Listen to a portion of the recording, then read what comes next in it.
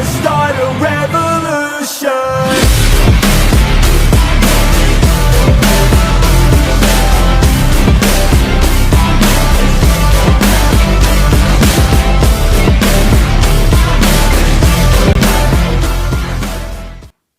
Hello, ladies and gentlemen and children of all ages.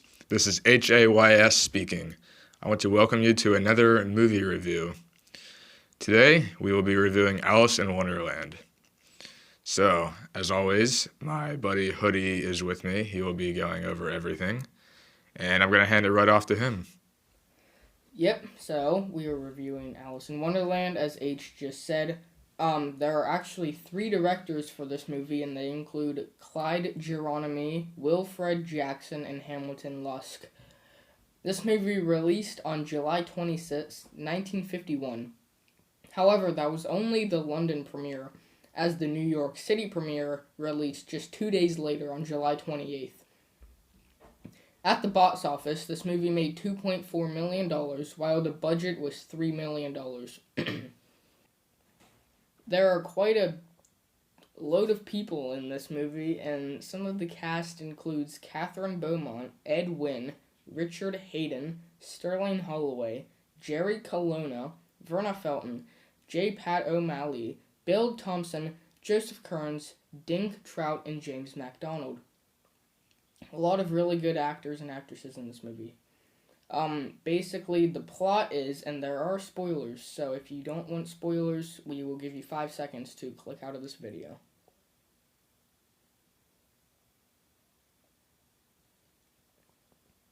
Alrighty. Alright. Now we will get into the storyline, which Hoodie will be explaining to us. So, in an England park, Alice listens to her sister's history lesson quite distracted as a white rabbit in a waistcoat passes by. Alice chases him, but gets lured into a deep hole. Landing in the hole, she encounters a tiny door. She squeezes the handle, which advises drinking from a bottle from a nearby table. She shrinks quite a bit, but forgets the key to the door. She then eats a cookie and grows quite a bit. Not being used to these changes, she starts crying and the room floods with her tears. Alice continues to follow the rabbit, but gets delayed coming upon Tweedledee and Tweedledum. The 2 odd characters revisit the tale of the walrus and the carpenter. Alice follows the rabbit to his house, who then mistakes Alice for his housemaid. Continuing to follow the rabbit, Alice meets multiple talking flowers who think humans are weeds. Getting stuck in the woods, the young girl comes across the Cheshire Cat, who wants Alice to talk to the Mad Hatter and the March Hare. The cat's directions aren't the best, so Alice decides to choose her own path. She ends up encountering both the Hatter and the Hare, and they question Alice about her situation. Alice gets angry with the weird logic the 2 come up with. Alice tries following the rabbit, who leaves Alice alone in the woods. The cat appears and suggests Alice go to the Queen of Hearts. Alice meets up with the Queen, who challenges Alice to a croquet game. Live flamingos, card guards, and hedgehogs are used as equipment, but they rig the game so the Queen can win. The cat tricks the Queen, who gets Alice framed. The Queen wants Alice to be executed, but the King suggests a trial be held. At the trial, the cat causes more trouble, which worries the dormouse. Alice eats leftover mushroom pieces, growing large. The effect is short-lived, and Alice flees the realm, with the Queen and card guards giving chase. Alice runs back to the door from earlier, and she sees herself asleep through the keyhole. Alice wakes up from her dream, and she has a cup of tea with her sister. And that is the plot. But a fun fact about this movie is actors performed scenes live for the movie's animators. That's interesting. Yeah, something I didn't know. Now, what were like your overall thoughts about the movie? I mean, I don't know. It wasn't too good of a movie, but it wasn't terrible. I mean, I'm not really a big fan of musicals. I used to be when I was younger, but now that I'm older, I don't really like musicals animated movies as much. But it wasn't. It was pretty much smack dab in the middle for me. Your thoughts? I kind of agree with you in a sense. I don't have a problem with it being animated. I don't really think that's not really something I really base my score on.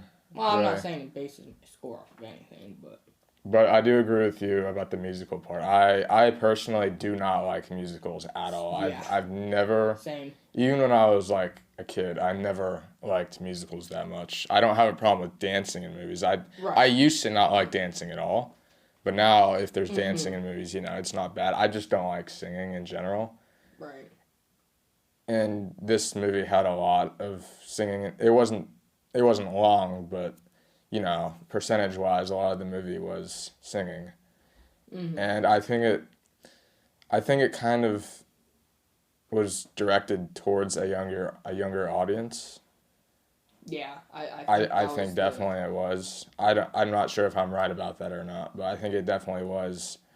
Probably. All I'm saying is that if I was 10 years old, I would probably like this movie a lot better. Yeah.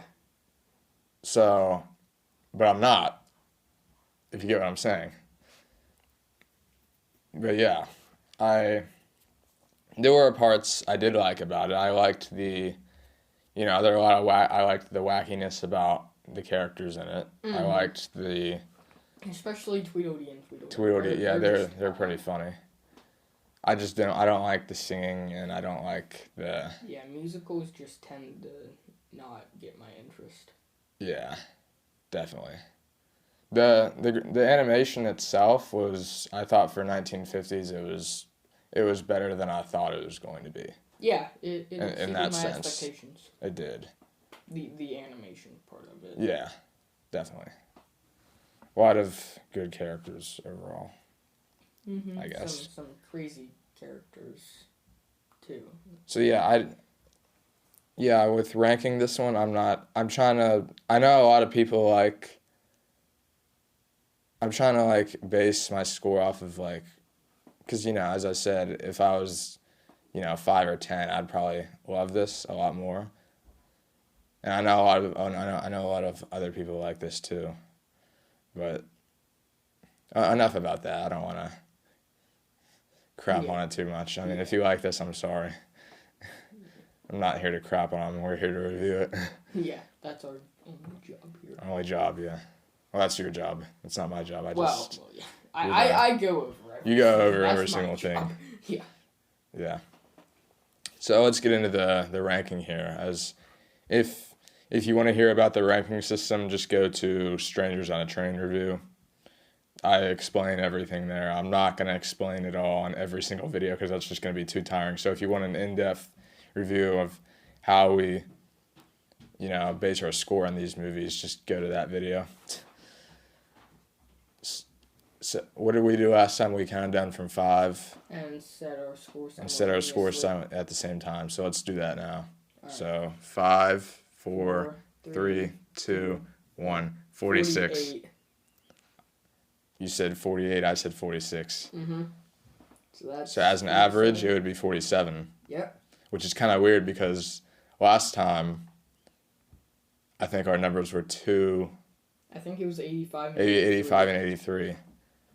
Mm-hmm. It's two away this time as well, but it's just, yeah. So that's, we never know because it's an average, we never know if we need a calculator or not to, right. Find out the figure. So 47 is the final score for this. So that's right under halfway, which is not terrible. 47 is not terrible, not necessarily good, but it's not like 20 or something, Another fun fact, it has absolutely nothing to do with the movie, really. I mean, it's something that you'd probably see it's not related at all. I am in a kangaroo costume right now while reviewing this. I just wanted to say that I'm in a kangaroo costume. Absolutely, I know it's really random. It's just a fun fact, It's Halloween, my second favorite holiday. Hoodie's over here trying not to laugh his head off. But that's it. Next is Our next movie is The Earth Stands... The day the day Earth... stood The still. day the Earth stood still. So we Yeah. hope you join us for that. And we hope you enjoyed this one. Hope you enjoyed it. Check out our last review on, my YouTube channel. It should be right below this video. Hope everybody has a nice day and see you next time. Bye-bye. See you.